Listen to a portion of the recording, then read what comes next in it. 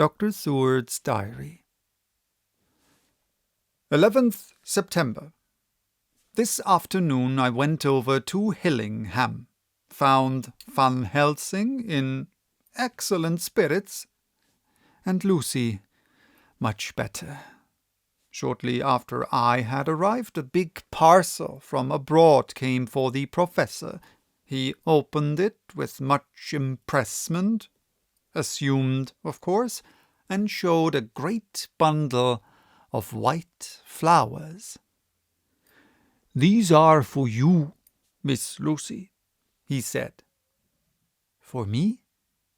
Oh, Dr. Van Helsing."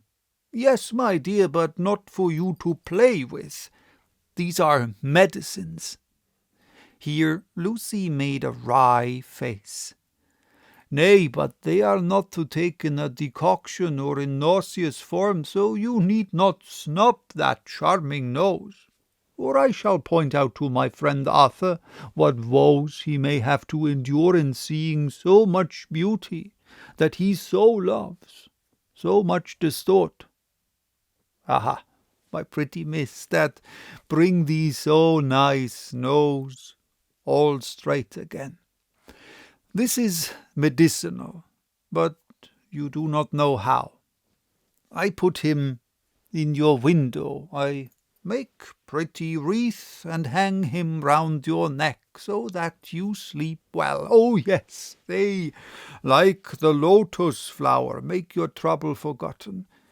It smells so like the waters of Lethe and of that fountain of youth that the conquistadores sought for in the Floridas, and find him all too late."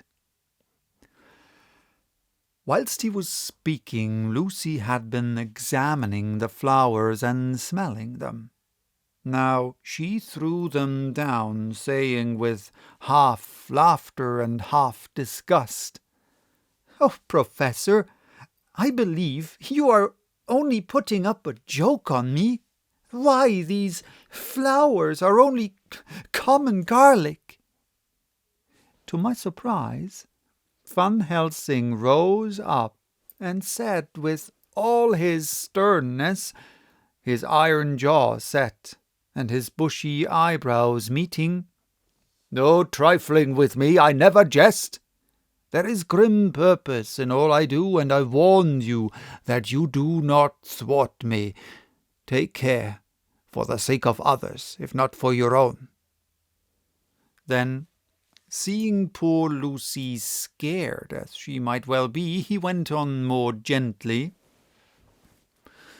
"Oh, little miss, my dear, do not fear me. I only do for your good. But there is much virtue to you in those so common flowers. See, I place them myself in your room. I make myself the wreath that you are to wear. But hush, no telling to others that make so inquisitive questions.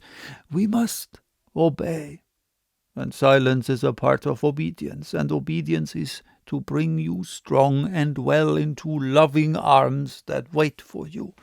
Now, sit still a while. Come with me, friend John, and you shall help me deck the room with my garlic, which is all the way from Haarlem, where my friend Van der Poel raised herb in his glass house all the year. I had to telegraph yesterday, or they would not have been here." We went into the room, taking the flowers with us. The professor's actions were certainly odd, and not to be found in any pharmacopoeia that I ever heard of.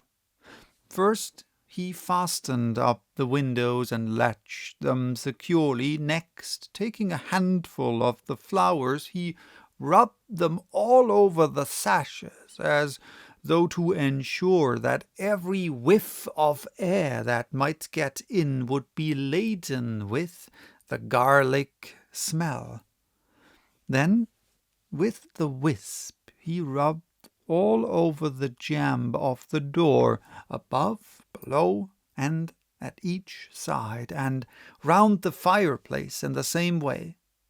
It all seemed grotesque to me, and presently I said, "Well, Professor, I know you always have a reason for what you do, but this certainly puzzles me.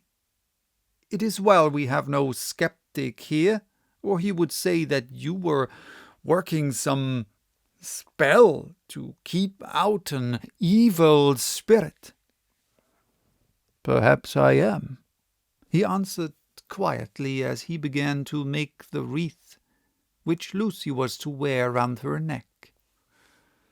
We then waited whilst Lucy made her toilet for the night, and when she was in bed he came and himself fixed the wreath of garlic round her neck.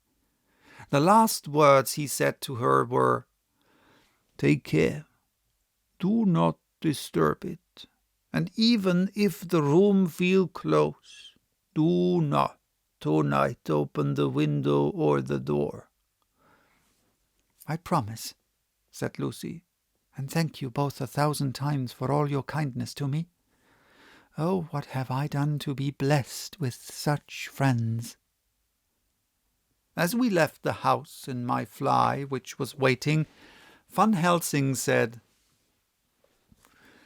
"Tonight I can sleep in peace, and sleep I want. 2 nights of travel, much reading in the day between, and much anxiety on the day to follow, and a night to sit up without to wink.